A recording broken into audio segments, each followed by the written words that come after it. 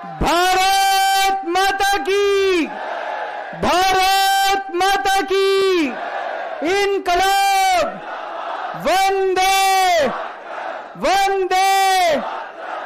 दिल्ली के जंतर मंतर पर रविवार को जनता की अदालत में बीजेपी पर जमकर बरसे अरविंद केजरीवाल। आरएसएस प्रमुख मोहन भागवत से पूछे 5 सवाल।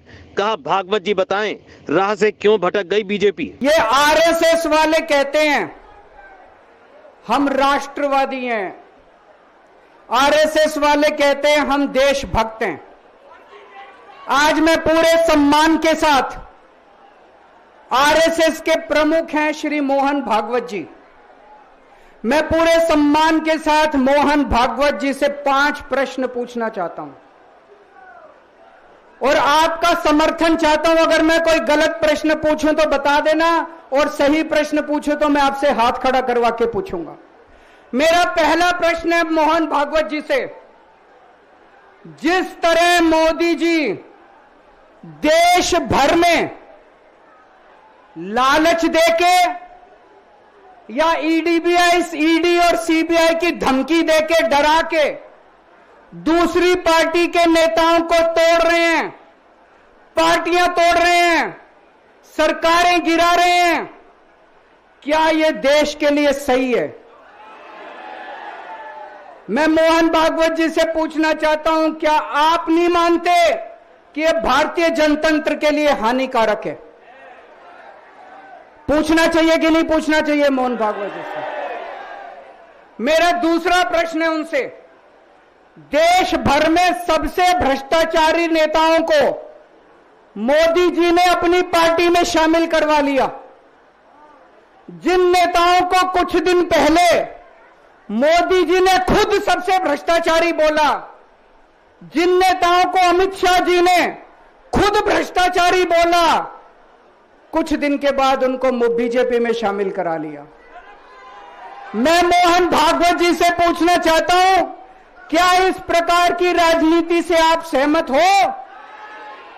क्या आपने कभी ऐसी बीजेपी की कल्पना की थी? पूछना चाहिए कि नहीं पूछना चाहिए मोहन भागवत जी से? मेरा तीसरा प्रश्न है मोहन भागवत जी से, बीजेपी आरएसएस की कोख से पैदा हुई है कि नहीं है? कहा जाता है यह देखना आरएसएस की जिम्मेदारी है कि बीजेपी पथभ्रष्ट ना हो। मैं मोहन भागवत जी से पूछना चाहता हूं, क्या आप आज की बीजेपी के इन कदमों से सहमत हैं? क्या आपने कभी मोदी जी से यह सब ना करने के लिए बोला? मोहन भागवत जी बताएं कि क्या आपने मोदी जी को यह सब गलत हरकतें करने से रोका कभी? पूछना चाहिए नहीं पूछना चाहिए?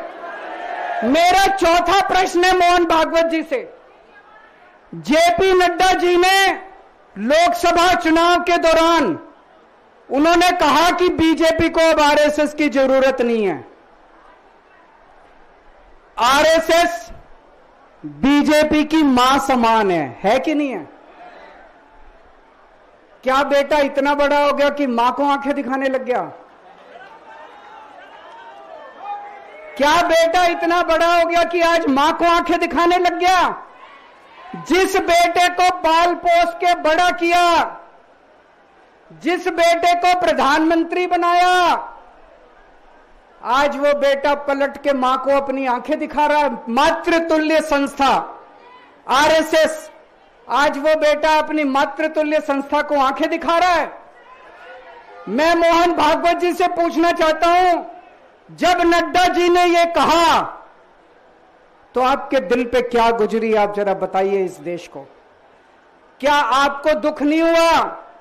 मैं आरएसएस के हर कार्यकर्ता से पूछना चाहता हूं, जब नड्डा जी ने कहा कि हमें आरएसएस की जरूरत नहीं है, क्या आरएसएस के हर कार्यकर्ता को दुख नहीं हुआ?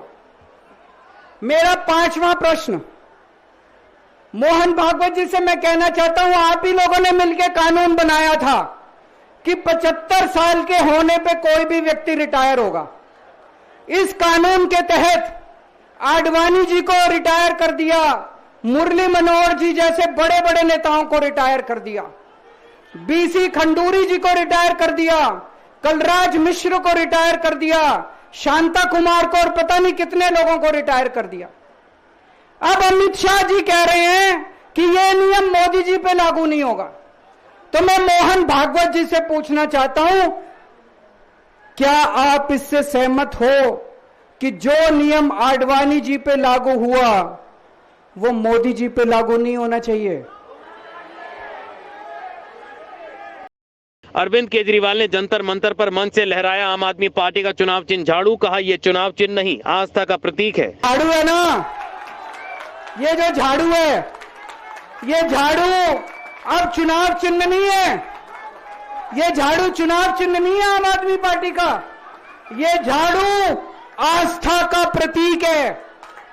जब एक आदमी वोट डालने जाता है और झाड़ू का बटन दबाता है तो अपनी आंख बंद करके पहले भगवान का नाम लेता है। झाड़ू का बटन दबाता है तो वो मन में सोचता है कि मैं ईमानदारी का बटन दबा रहा हूं। झाड़ू का बटन दबाता है तो वो ये सोचता है कि मैं एक ईमानदार सरकार बनाने का बटन दबा रहा हूं। वहीं मनीष सिसोदिया ने बीजेपी पर बड़ा आरोप लगाया। कहा जेल से बचने के लिए केजरीवाल का नाम लेने के लिए कहा गया था, लेकिन लाख कोशिश के बाद भी तोड़ नहीं पाई बीजेपी। केजरीवाल के जन अदालत पर नेता प्रतिपक्ष विजेंद्र गुप्ता ने कहा, झूठी अदालत लगाने से कुछ नहीं होने वाला, केजरीवाल को देना होगा 10 सालों का हिसाब किताब।